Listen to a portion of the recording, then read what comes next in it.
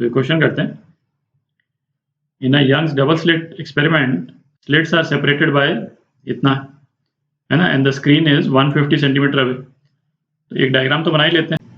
तो ये डिस्टेंस जो है स्मॉल डी, जिसको अपन डिनोट करते आए हैं, ये कितना दे रखा है 0.5 mm, और ये 150 सेंटीमीटर दे रखा है। d is equal to 0.5 mm और d जो है वो 150 सेंटीमीटर। अच्छा, beam of light consisting of 2 wavelengths, है ना, इस पे पड़ रही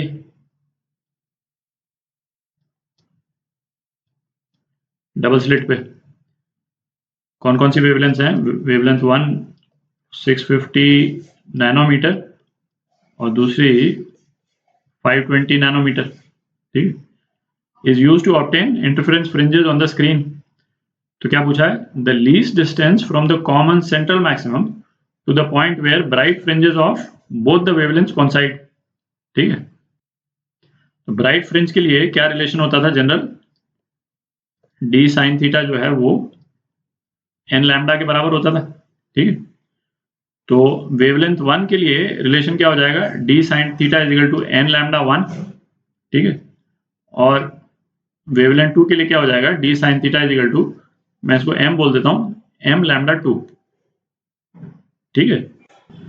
तो इसमें अब जैसे जो सेंट्रल पॉइंट है, ये वाला पॉइंट, उसमें तो दोनों वेवलेंथ्स के मैक्सिमा बनेंगे, है ना, पार्ट डिफरेंस 0 रहेगा।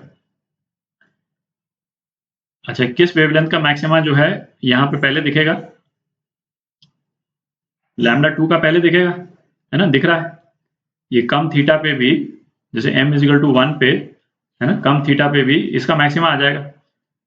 तो इसका मैक्सिमा पहले आ जाएगा। तो सपोज ये ब्लू है ना, लैम्डा 1 650 नैनोमीटर नॉर्मली मेरे ख्याल से ग्रीन लाइट होती, ठीक। तो इसका मैक्सिमा जो है वो इसके ऊपर बनेगा, है ना। फिर ब्लू का मैक्सिमा आएगा और फिर उसके बाद में ग्रीन का मैक्सिमा आएगा, ठीक है। ब्लू और ग्रीन एक जैसे लगते हैं इतने पास पास बनाओ तो। तो इसमें क्या बोल रहा है कि ऐसा कब होगा जब दोनों के मैक्सिमा कोइंसाइड कर जाएंगे।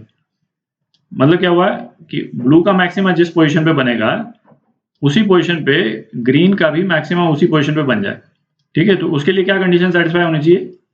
एन लैम्डा 1 जो है वो एम लैम्डा 2 के बराबर होना चाहिए, है ना। उस केस में दोनों के जो थीटा हैं वो सेम हो जाएंगे, ठीक है। तो यदि वैल्यूज अपन डाल देते हैं तो n 65, ये क्या हो जाएगा m इंटू 52, मतलब 650 इंटू 520, ठीक है।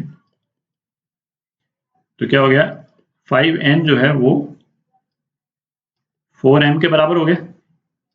m जो है वो इंटीजर वैल्यूज ले सकते हैं, ठीक है। तो लोएस्ट इंटीजर वैल्यूज जिस पे ये रिलेशन सेटिस्फाई होगी, है ना, n और m इज इक्वल टू 0, वो तो ले नहीं सकते, वो तो सेंट्रल मैक्सिमा हो जाएगा, ठीक है।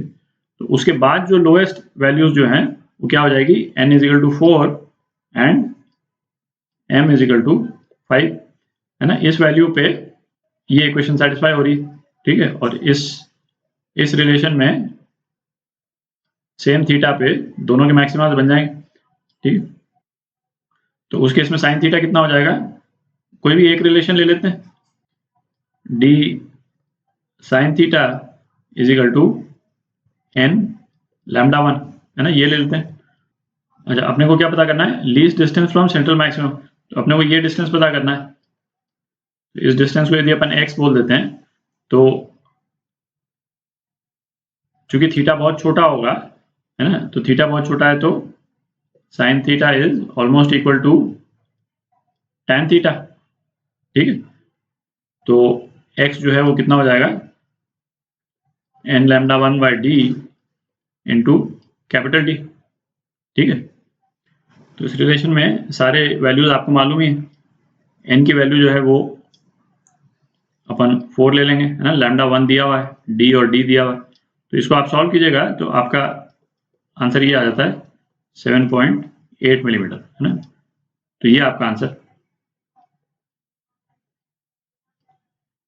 ठीक है।